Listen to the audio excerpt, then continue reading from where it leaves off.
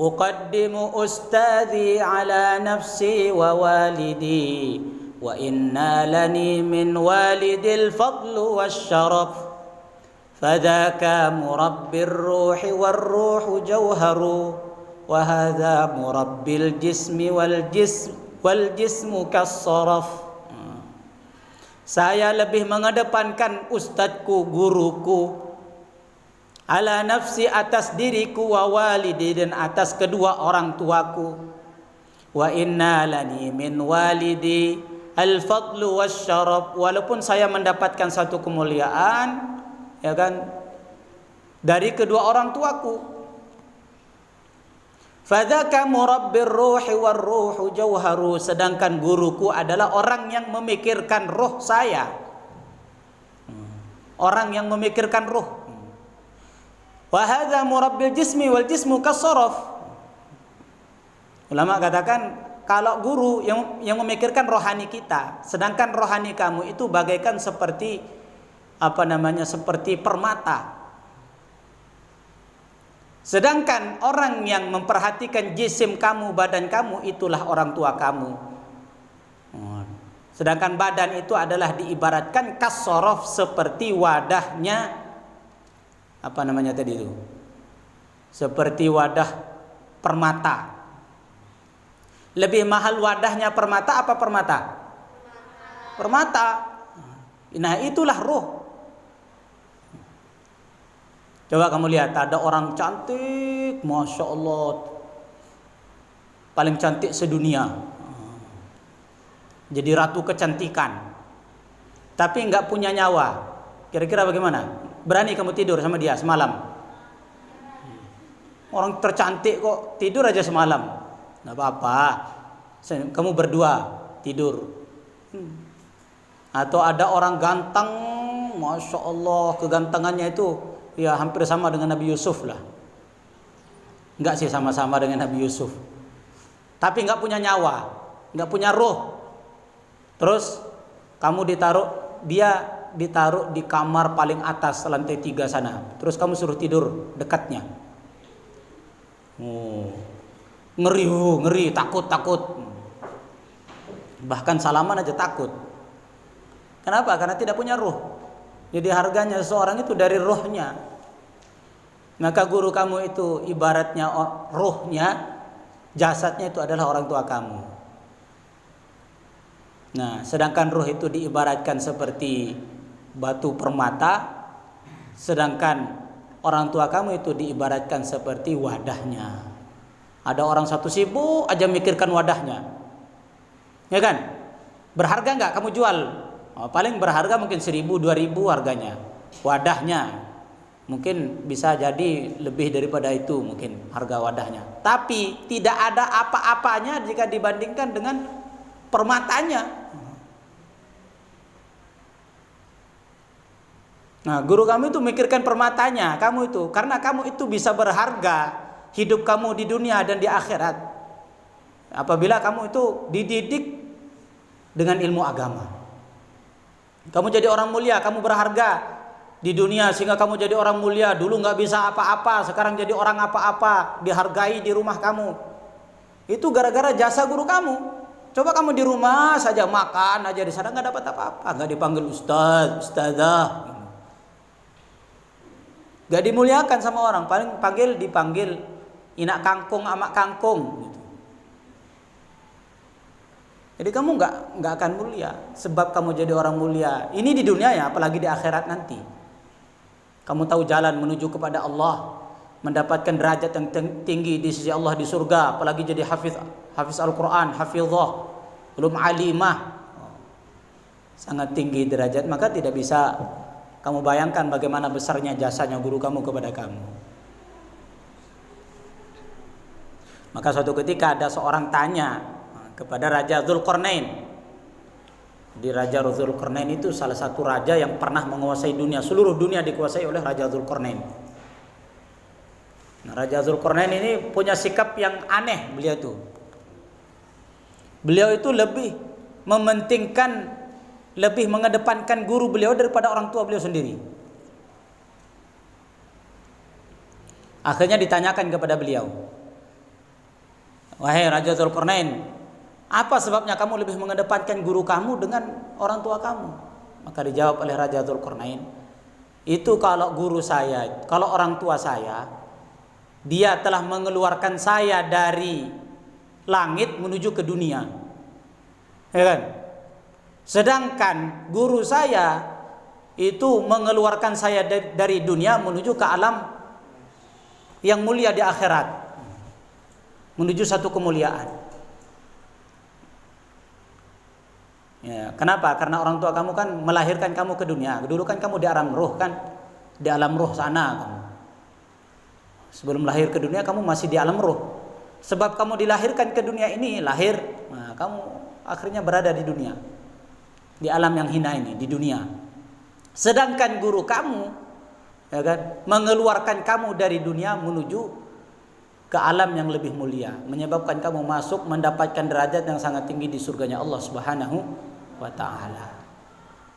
Makanya nggak bisa saya samakan, kata beliau. Karena dengan guru-guru saya ini justru menyebabkan saya jadi mulia. Kalau orang tua saya malah menyebabkan saya turun ke dunia. Kalau guru saya malah menyebabkan saya kenal kepada Allah, kenal kepada syariatnya Allah. Akhirnya dengan sebab itu saya bisa masuk ke dalam kemuliaan. Maka saya lebih mengedepankan guru saya daripada orang tua saya. Wa kana ustaduna, adapun guru kami adalah guru kami Asy-Syekhul Imam, seorang syekh al-imam, seorang imam. Jadi kalau ulama sudah dikatakan al-imam, itu berarti sudah seorang ulama besar. Sadiduddin, yaitu Sadiduddin Asy-Syairazi. Yaqulu, beliau mengatakan, qala masyayikhuna, telah mengatakan guru-guru kami, man barang siapa arada, yang dia menghendaki, yang dia ingin, dia cinta, pengen, ayyakuna, adanya, ibnuhu, anaknya dia. Maksudnya barang siapa yang senang dia mempunyai anak, aliman, yang alim, fayan bagi, maka hendaklah, ayyura'iya, untuk menjaga, al-ghuraba, orang-orang asing, minal fuqaha'i, daripada para fuqaha. Al-ghuraba itu maknanya ya orang-orang yang asing di zaman sekarang, ya seperti santri-santri, para ulama, itu orang asing. Kayak kamu kan orang asing, pendatang kan. Minal fuqaha'i, daripada para fuqaha, orang yang belajar agama, orang-orang pesantren gitulah, atau ustaz-ustaz kamu, orang-orang alim, para ulama. Wa yukrimuhum, dan memuliakan mereka, wa yu'zimuhum, dan mengagungkan mereka, wa yu'tihim, dan memberikan hadiah kepada mereka, syai'an, sesuatu. Fa illam yakun, maka jikalau tidak adanya ibnuhu, anaknya dia, aliman, jadi orang alim, yakunu, maka akan ada hafiduhu, cucu-cucunya dia, aliman, akan menjadi orang alim. Insyaallah. Ini kuncinya nih, kalau pengen jadi orang alim, kalau pengen anak-anak kalian itu nanti jadi orang-orang alim, kuncinya apa? Kuncinya adalah memuliakan orang-orang alim, mencintai santri, senang sama santri, ngelihat orang-orang belajar agama itu senang gitu. Ini kuncinya. Ngelihat ulama, ngelihat ustaz itu senang, bukan ngelihat ustaz, oh teroris. Ngelihat orang santri cadaran, oh salafi. Ada orang-orang kayak gitu, nggak senang ngelihat santri itu. Kalau ngelihat santri itu sudah apa ini? Itu memang anunya setan, usahanya setan. Biar apa? Biar orang itu nggak punya anak orang alim. Kata guru saya itu, jangan berharap kamu punya anak yang alim kalau kamu tidak cinta kepada orang alim. Maka dikatakan di dalam Al-Quran, Nabi Ibrahim. Jadi Nabi Ibrahim ini terkenal oleh para ulama Abul Anbiya, bapaknya para nabi. Semua orang-orang soleh setelah Nabi Ibrahim itu semua dari keturunan Nabi Ibrahim sampai hari kiamat. Termasuk sekarang ini kamu lihat orang-orang soleh, orang-orang alim, wali-wali, kamu telusuri itu nasabnya, itu pasti nasabnya itu akan menuju kepada Nabi Ibrahim. Kiai-kiai itu rata-rata itu ada hubungan. Orang-orang soleh, para habaib itu kan keturunan Rasulullah. Nah, Rasulullah itu juga keturunan Nabi Ismail. Nabi Ismail itu anaknya Nabi Ibrahim. Apa rahasianya Nabi Ibrahim mempunyai anak-anak yang soleh itu? Disebutkan di dalam Al-Quran, Rabbi habli minas solihin. Ini doanya Nabi Ibrahim dalam Al-Quran. Rabbi, wahai Tuhanku, habli minas solihin, berikanlah saya anak minas solihin. Nah, jadi pakai min di situ, minas solihin, berikanlah saya anak minas solihin yang termasuk dalam golongan orang-orang yang soleh. Kenapa pakai minas solihin? Kok langsung Rabbi habli as-solihin misalnya begitu? Rabbi habli as-solih misalnya. Tapi dia menggunakan minas solihin, kata para ulama. Jadi ketika Nabi Ibrahim berdoa, itu hatinya itu dipenuhi dengan rasa kecintaan yang tinggi dengan orang-orang soleh. Ingat kepada nabi-nabi sebelum beliau. Maka kamu jangan harap punya anak orang alim kalau kamu gak cinta kepada orang alim. Kalau kamu gak cinta kepada orang soleh, jangan harap. Maka dalam nasihatnya ulama itu minimalnya kalau kamu itu gak bisa jadi, misalnya kalau kamu bisa, hendaklah kamu jadi orang alim, jadi orang soleh. Kalau gak bisa, hendaklah kamu menjadi muridnya orang-orang alim, orang soleh. Kalau gak bisa, cintailah orang alim. Kalau gak bisa cinta orang alim, minimalnya jangan kamu membenci mereka. Minimalnya. Karena dengan seperti itu, kalau kamu udah ada rasa-rasa benci kepada orang alim, itu sudah. Jangan harap kamu punya keturunan yang alim dan yang soleh. Ini kuncinya, ini sudah terbukti ini memang seperti itu. Maka kadang-kadang itu kamu di pesantren itu hati-hati, bilang sama orang tua kamu, husnuzon. Di pesantren itu husnuzon, jangan malah datang ke pesantren caci maki pondoknya, caci maki ustadznya. Nah, itulah yang menyebabkan kita ini gak mudah paham ilmu agama. Di antara sebabnya itu. Akhirnya anaknya jadi susah diatur. Kenapa sebabnya? Dari sikap orang tuanya kepada guru-guru kalian, orang-orang alim, orang-orang soleh.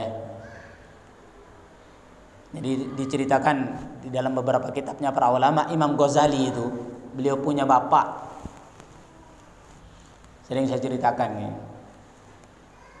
Beliau punya bapaknya itu orang awam sekali, jual permen kerjanya, jual manisan. Jual manisan. Tapi beliau ini, bapaknya ini luar biasa. Punya sikap yang luar biasa kepada orang alim, kepada orang soleh itu, pada santri-santri itu. Ini bukan kepada ulama, apalagi kepada ulama, sama santri aja senang. Itu beliau lewat di dalam suatu pondok gitu, tempat orang belajar, anak-anak kecil gitu, belajar agama gitu. Ya, santri lah zaman sekarang. Beliau lihat aja, senangnya ngelihat santri itu. Sampai beliau panggil itu anak-anak santri ketika keluar dari kelasnya, dari tempat ngajinya, dipanggil, semua manisannya itu diberikan kepada anak santri. Dikasih semua sampai habis. Kenapa? Karena saking senangnya beliau. Dengan harapan, ya Allah, alangkah senangnya saya punya anak-anak seperti ini. Alangkah senangnya, ya Allah, saya punya anak jadi orang alim, jadi orang soleh. Pulang-pulang ke rumahnya, dibilang sama istrinya, mana hasil jualannya? Habis. Mana uangnya, mana untungnya? Nggak ada. Barangnya juga habis. Tapi barangnya habis kok bisa? Nggak ada untungnya. Makanya beliau bilang, itu tadi loh, saya lihat anak-anak santri belajar agama, pelajar-pelajar agama itu saya senang melihatnya.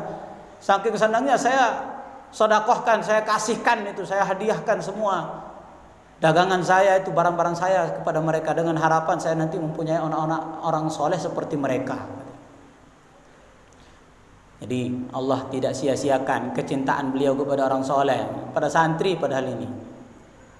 Akhirnya Allah Subhanahu wa taala karuniakan kepada beliau seorang anak yang sangat hebat. Sampai ulama menggelar menggelari Imam Ghazali itu dengan Hujjatul Islam. Siapa yang nggak kenal Imam Ghazali? Sampai orang-orang kafir aja kenal Imam Ghazali itu.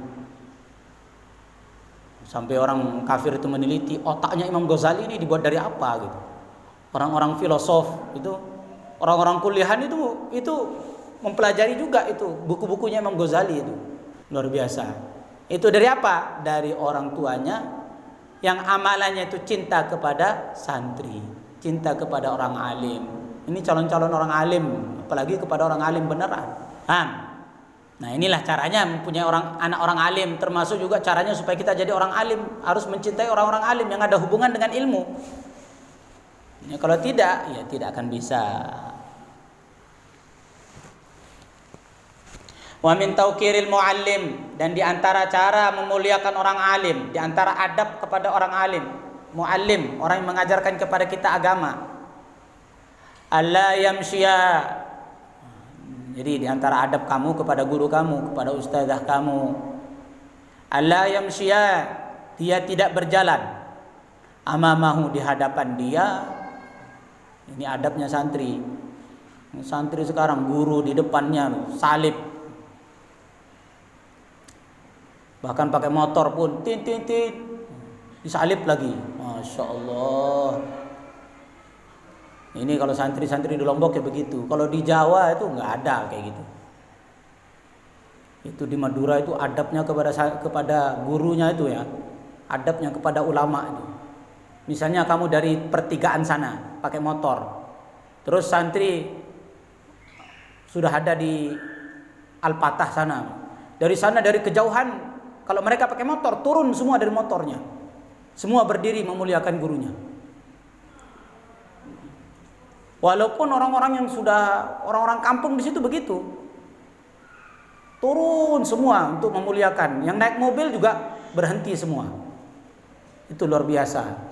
Saya pernah ke Madura, termasuk di Temboro, hari-hari kita melihat pemandangan pengamalan ta'limul muta'allim di sana langsung.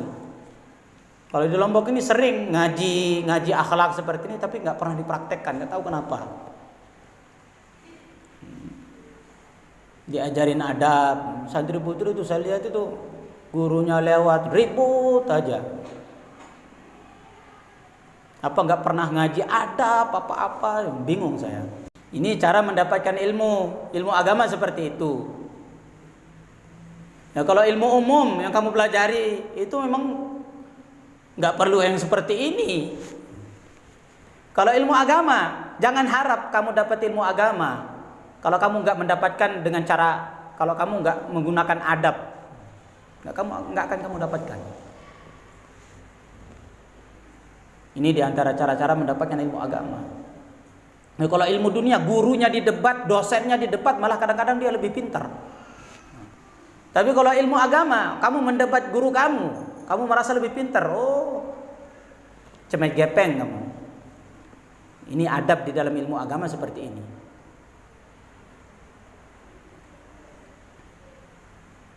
Ini sudah mulai hilang ini. Di dalam dunia pendidikan Islam ini sudah mulai hilang. Bahkan di pesantren-pesantren di Lombok itu sudah saya jarang melihat yang seperti ini, sudah jarang. Yang mendidik santrinya adab seperti ini juga sudah jarang. Wala yajlisa makanahu, dan dia tidak duduk di tempat duduk gurunya. Ada di sini santri seperti itu. Kalau ada, getok gitu. Itu kalau saya nyantri dulu, masya Allah, itu kita anggap suatu keramat itu. Bahkan tempat lewat guru kita itu nggak berani lewat di situ. Tempat wuduknya guru kita nggak berani. Apalagi tempat wuduk, tempat duduknya, apalagi tempat duduk ya, tempat lewatnya saja itu kita nggak berani lewat situ. Ada yang jalan khusus itu memang. Ada misalnya lewatnya, biasanya kiai lewat situ, itu nggak ada santri berani mau lewat situ. Segitunya orang-orang santri-santri di sana di Jawa itu memperhatikan ini. Kalau kita masa bodoh, tempat duduknya pun juga dicoba-coba. Bagaimana mau mendapatkan ilmu, keberkahan ilmu, ya nggak akan dapat. Wala yabtadi'a, dan dia tidak memulai al-kalam, berbicara, indahu, di sisinya, illa biidnihi, kecuali dengan izinnya. Kalau kita ini nyerocos saja di depan guru, ini menunjukkan orang itu akalnya kurang, orang Badui itu. Tahu orang Badui? Orang kampungan. Zaman Nabi itu orang-orang yang enggak adab itu orang-orang Badui itu, kencing di Masjid Nabawi itu kencing. Mau dipukul sama sahabat, Nabi katakan biarin aja. Itu orang kampung kok nggak tahu peradaban dunia, nggak tahu adab, nggak tahu apa, biarin aja, kata Nabi. Jadi kalau ada santri yang kayak gitu, kadang-kadang kita memaklumi, oh dari Gawah sana itu, dari tengah hutan di sebelah timur sana, hutan Flores, hutan Bima, hutan mana nggak tahu itu. Maka dipelajari. Ini kan kita ngaji nih tujuannya supaya belajar dan dipraktekkan. Illa biiznihi, kecuali dengan izinnya. Kalau guru kamu sudah mengizinkan, ada apa? Misalnya disuruh bicara, baru kamu bicara secukupnya. Jangan malah nyerocos sampai satu pertanyaan dijawab sampai 100. Ini menunjukkan berarti dia menganggap bahwa gurunya itu bodoh.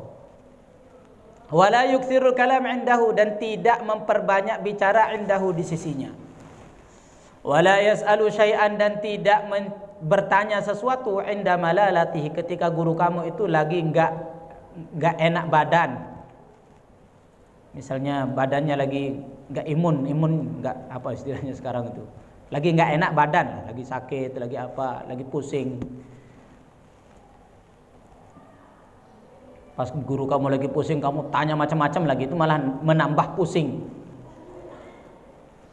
Wa yura'iyal waqta, dan hendaklah dia menjaga waktu. Wala yaduqqal bab, dan jangan mengetuk pintu. Jadi kalau kamu mau berjumpa sama guru kamu, jangan langsung tok mau izin gitu. Itu enggak adab itu. Wala yaduqqal bab, dan jangan mengetuk pintu. Bal yasbiru, bahkan dia sabar dulu, hatta yakhruja, sehingga keluar guru kamu. Kamu baru tahu adabnya nih. Izin, karena gurunya lagi istirahat. Tok. Baru guru kamu itu tidur, udah pusing ngurusin kamu, santri datang ke rumahnya lagi, baru istirahat, digetok lagi, tok. Kadang-kadang lagi makan, kadang-kadang lagi macam-macam, digetok-getok pintunya. Makannya guru kamu jadi nggak enak, tidurnya jadi nggak enak. Berapa dosa kamu itu? Inilah yang menyebabkan ilmu itu tidak masuk dalam diri kita. Makanya yang di pesantren itu kan sudah dibentuk. Izin, tempat izin itu di mana? Di musyawarah. Tapi orang tua saya datang ini, itu kan alasan kamu. Kamu mau jadi orang alasan apa mau jadi orang kota? Kalau orang alasan itu orang kampung. Alasan, tahu alasan bahasa Jawa itu alasan itu. Alasan itu orang Gawah sana itu loh, orang hutan itu namanya alasan. Nggak ada alasan-alasan. Ini adabnya santri ya seperti itu. Maka kamu dibentuk di pesantren seperti itu caranya, biar kamu ada tata krama, ada cara adabnya, ada sopan santunnya kepada guru kamu. Biar ilmu itu masuk ke dalam diri kita. Kadang-kadang didiemin, masih ketok lagi sampai berkali-kali.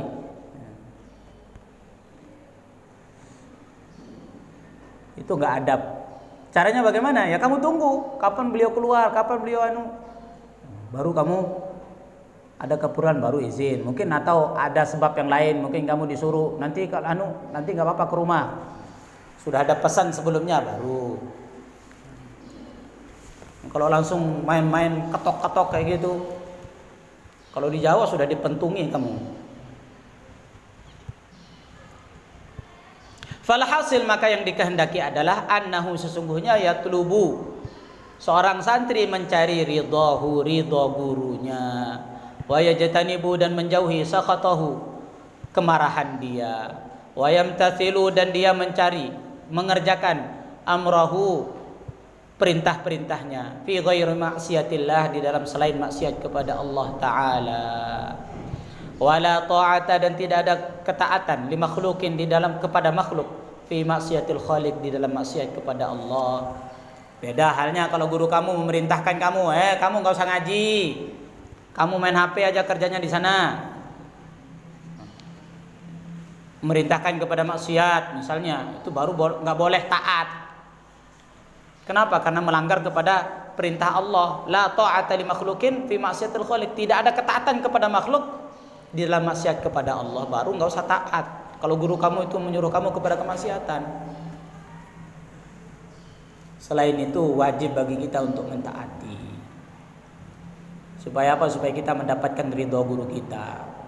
Ilmu kamu walaupun seberapa, sedikit misalnya, tapi kalau kamu sudah mendapatkan ridho guru kamu, Masya Allah, itu nanti itulah ilmu yang barakah, yang akan mendatangkan kebaikan tidak ada habis-habisnya.